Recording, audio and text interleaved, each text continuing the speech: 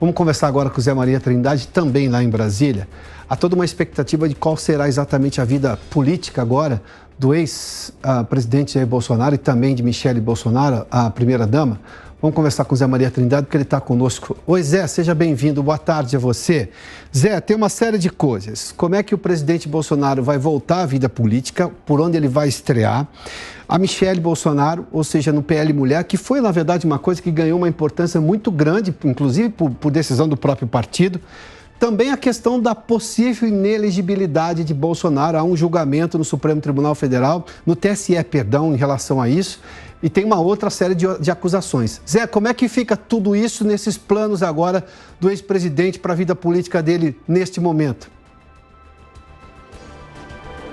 Pois é, a primeira novidade é que o ministro Benedito Gonçalves não aceitou o pedido da defesa de Jair Bolsonaro de tirar o sigilo sobre esse processo, né? O processo continua em sigilo, a decisão foi agora à tarde. Muito boa tarde, Piotr, boa tarde a todos. Olha, Piotr, o PL está apostando alto no ex-presidente Jair Bolsonaro. Segundo o presidente do partido, Valdemar Costa Neto, o partido não conta com a possibilidade de Bolsonaro inelegível. O advogado para esses assuntos eleitorais do PL, né, o doutor Tarcísio, diz que no máximo deve acontecer ali uma multa, mas é uma visão muito otimista. O mundo jurídico aqui considera que existem ali razões para acreditar que o Tribunal Superior Eleitoral possa decretar a inelegibilidade por 8 anos do ex-presidente Jair Bolsonaro. Existem outros 12 inquéritos e processos, mas este é o mais robusto e o que se aposta mais em uma decisão do TSE. E ali estão algumas dúvidas. Primeiro, o ministro Alexandre de Moraes pode deixar o julgamento para depois, esperando exatamente a indicação de substituto do ministro Ricardo Lewandowski, que se aposentou. Então, as contas feitas ali pelo PL, dos que estão lá no plenário do TSE, indicam que não há um resultado claro pela inelegibilidade, por isso eles apostam num Bolsonaro candidato. Diante disso, é claro, o PL não pensa em a ex-primeira-dama Michele Bolsonaro, candidata à presidência da República, mas me informaram que ela será candidata, sim, em 2026. Talvez ao Senado por Brasília. Mas aí dizem o seguinte, que é preciso esperar 2026 para saber exatamente como ela vai estar. O balanço até agora é positivo, dizendo que ela alavancou vários centros de PL Mulher pelo país, em Pernambuco, em vários estados, e ela já está atuando e vai abrir PL Mulher em vários estados. Quanto ao ex-presidente, ele está despachando no PL, né? Ele é uma espécie de funcionário da cúpula, é da Executiva Nacional. Ele deve estrear em São Paulo. Será a primeira agenda política dele, agora como um dos integrantes do PL, ex-presidente da República, em São Paulo. E essa data será no início de maio, não exatamente primeiro, mas no início de maio. E isso está sendo alinhavado com o governador de São Paulo, Tarcísio de Freitas, e o próprio grupo do ex-presidente Jair Bolsonaro. Ele tem um próprio grupo e assessorias no PL. Então a estreia deve ser em São Paulo, na primeira quinzena de maio, e ele fará por todo o país várias visitas e eventos. Olha, Piotr, me disseram que o gabinete dele é cheio de deputados e visitantes. Pois não, Piotr?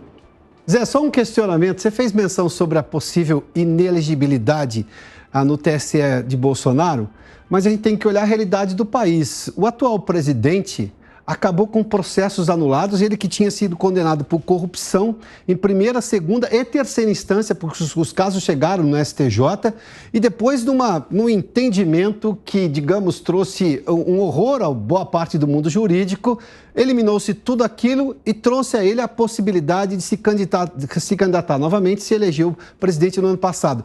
Esse histórico recente chama a atenção de como é que eu vou tornar um ex-presidente inelegível, no caso Bolsonaro, pela questão, por exemplo, da reunião lá com os embaixadores. Chama atenção, não chama, Zé? Muito, chama demais e tem tudo a ver.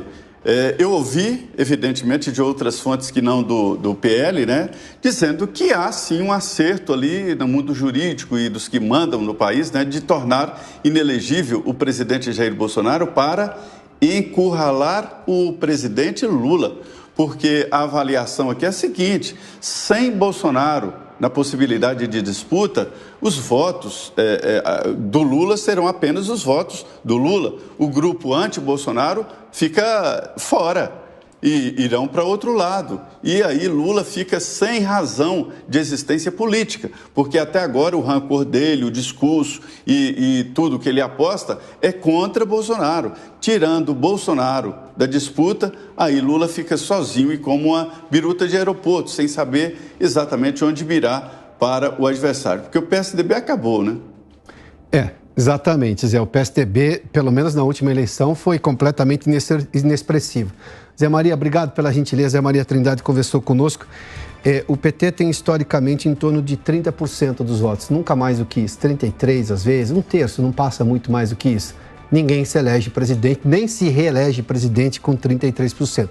Precisa do que eu chamo daqueles 30%, 40% de votos que migram de um lado para o outro em cada eleição.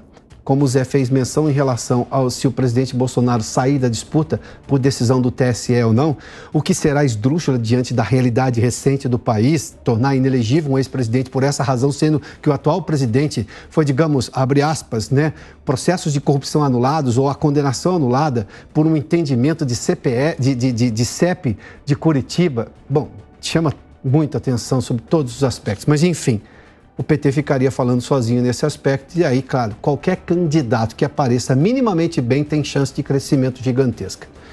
4h32. Candidato de outro lado, que não, obviamente, da esquerda, o que eles chamam de progressista, mas progressista mais ou menos.